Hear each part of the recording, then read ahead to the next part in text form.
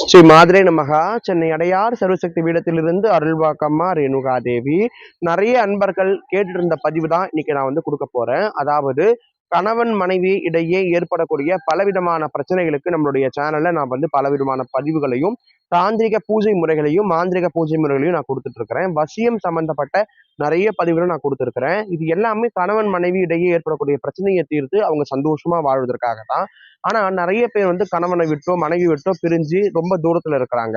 அப்பேற்பட்ட அன்பர்கள் கேட்கறது என்னன்னா, எங்களால வசிய மருந்து கொடுக்க முடியலமா, அவங்க சம்பந்தப்பட்ட எந்த விதமான பொருளும் எங்க கிட்ட இல்ல, அவங்களே எங்களுக்கு வசியம் பண்ணி தர முடியுமா, அதுக்கு மாந்திரிகத்துல வழி இருக்கா இல்லையா அப்படின்னு சொல்லி நிறைய அன்பர்கள் கேட்டதற்கெனங்க இந்த பதிவை நான் கொடுக்க போறேன். இந்த பதிவை பார்க்கறதுக்கு முன்னாடி நம்மளுடைய சேனலை சப்ஸ்கிரைப் பண்ணாதவங்க பண்ணிக்கங்க.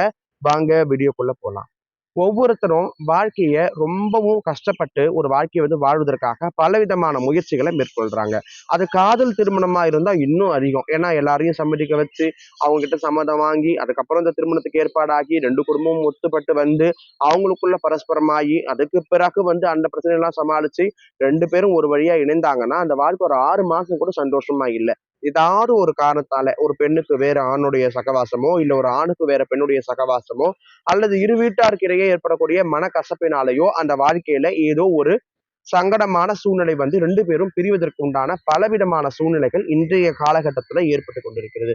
அதுக்கு மிக முக்கியமான காரணம் என்ன அப்படின்னு பாத்தீங்கன்னா, காதல் எனும் பெயர்ல வந்து நம்ம முன்கூட்டியே பழகி ஒருவருக்குள்ள ஒருவர் நல்லாவே தெரிஞ்சு வச்சுக்கிறோம். அதாவது ஒரு ஆணை பத்தின முழு ரகசியங்களையும் ஒரு பெண்ணை பத்தின முழு ரகசியங்களையும் 2 பேருமே நல்லா அறிஞ்சுக்கிறாங்க.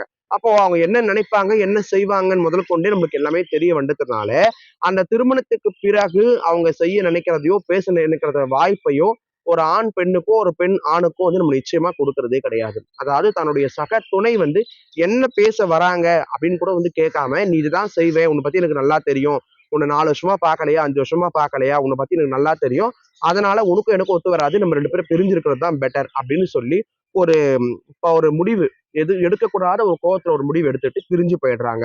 அப்போ இந்த மாதிரி சூழ்நிலை இருக்கும்போது கொஞ்சம் அதீதமான பாசம் இருக்கிறவங்க என்ன செய்யறாங்க அப்படின்னா, பலவிதமான மாந்திரிகளை தேடி செய்யறாங்க. போய் ஏதாவது ஒரு வேலை பண்ணி நம்ம புருஷன் கூட சேர்ந்துடணும், நம்ம மனைவி கூட சேர்ந்துடணும்னு சொல்லி நிறைய வேலைகளை வந்து செய்யறாங்க. அது வந்து நிறைய பேர் போய் சேரக்கூடிய இடம் வந்து ஒரு பொய்யான இடமாக இருக்கிறது. ஒரு நல்ல இடமா இல்லை, ஒரு நல்ல மாந்திரிகர்களாக இல்லை. பணத்தை வந்து வாங்கி கொண்டு பலவிதமான தேவையில்லாத வார்த்தைகளை சொல்லி அவங்களுக்குள்ள இந்த சகவாசம் இருக்கு அந்த சகவாசம் இருக்கு, உன்னோட கணவன் வந்து வேற பெண்கிட்ட போயிட்டா அப்படிலாம் ஏதோ பொய்களை சொல்லி அந்த மனசை குழப்பி ஏற்கனவே நொந்து வந்தவங்ககிட்ட இன்னும் கொஞ்சம் நோகடிச்சு அந்த வாழ்க்கையை வந்து மொத்தமா பிரிச்சு விட்டுறாங்க பல பேர். இது மாதிரி நிறைய பேர் நான் பார்த்திருக்கிறேன்.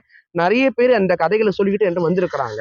அப்போ அவங்க கேட்கக்கூடிய கேள்வி என்ன அப்படின்னு பார்த்தா, தூரம் தூரமா இருக்கக்கூடிய ஆணும் பெண்ணும் கேட்கக்கூடிய கேள்வி என்னன்னு பாத்தீங்கன்னா, என்னுடைய கணவன் எங்கேயோ இருக்கிறாரு, என் மனைவி எங்கேயோ இருக்கிறாங்க, அவங்க சம்பந்தப்பட்ட பொருட்கள் என்கிட்ட இல்லை, புகைப்படம் மட்டும்தான் இருக்கு, இதை வச்சு வசியம் பண்ண முடியுமா? சில பேருக்கு புகைப்படம் கூட இல்லை, அந்த அளவுக்கு நாங்க பிரிஞ்சுட்டோம், எப்படியாவது வசியம் பண்ணி தர முடியுமான்னு கேட்கறாங்க. நிச்சயமா 100க்கு 100% இந்த மாதிரி இருக்கக்கூடிய கேஸை எடுத்து நம்ம வெற்றி செய்ய முடியும். வெற்றியா வந்து அந்த வாழ்க்கையை சேர்த்து வைக்க முடியும். இதுக்கு பலவிதமான வழிகள் வந்து மாந்திரிகத்தோட சொல்லப்பட்டிருக்குது. ஆனா இந்த பூஜை செய்து முழுவதுமாக 2 பேரும் ஒண்ணு சேரணும்னா ஒரு 5 மாசமாவது நேர காலங்கள் கண்டிப்பா ஆகும். அதுக்கு பலவிதமான வழிமுறைகள் நம்ம சொல்லப்பட்டிருக்கு. அந்த முறைகளை வந்து தகுந்த முறையில கையாளும் பொழுது, தகுந்த முறையில மாந்திரிக பூஜை செய்யும் பொழுது அந்த நபருக்கு அந்த இன்னொரு நபர் மேல ஈர்ப்பு ஏற்பட்டு அந்த வாழ்க்கையை மீண்டும் தொடர்வதற்கு உண்டான பலவிதமான வழிமுறைகளை நம்மளுடைய சித்தர்கள் நம்மளுக்கு அருளுரை செய்திருக்கிறாங்க.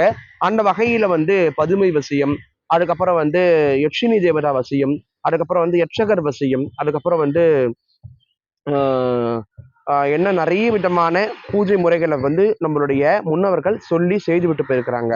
அந்த உண்டான பூஜை நம்ம சரியா செய்யும் பொழுது கண்டிப்பா எந்த விதமான பக்க விளைவும் இன்றி நம்மளுடைய கணவனோ மனைவியோ ஒன்றாக இணைந்து வாழக்கூடிய ஒரு அற்புதமான வாய்ப்பை நம்மளுடைய மாந்திரிகம் நம்மளுக்கு ஏற்படுத்தி கொடுக்கும். நிச்சயமா இதை நான் செய்து கொடுக்குறேன். வேண்டிய அன்பர்கள் எங்களுக்கு தொடர்பு கொண்டு ஆலய அலுவலக எண்ணை தொடர்பு கொண்டு விசாரணை செய்தீங்கன்னா உங்களுக்கு உண்டான வசிய பூஜை முறை நாங்கள் செய்து தரோம். இந்த பதிவு சம்பந்தமா ஏதேனும் கருத்துக்கள் இருந்தால் கமெண்ட்ஸ் மூலம் கருத்துக்களை தெரிவிங்க. நிச்சயம் அடுத்த பதிவில் அதுக்கு விளக்கத்தை கொடுக்குறேன். நன்றி. சிவாய நம.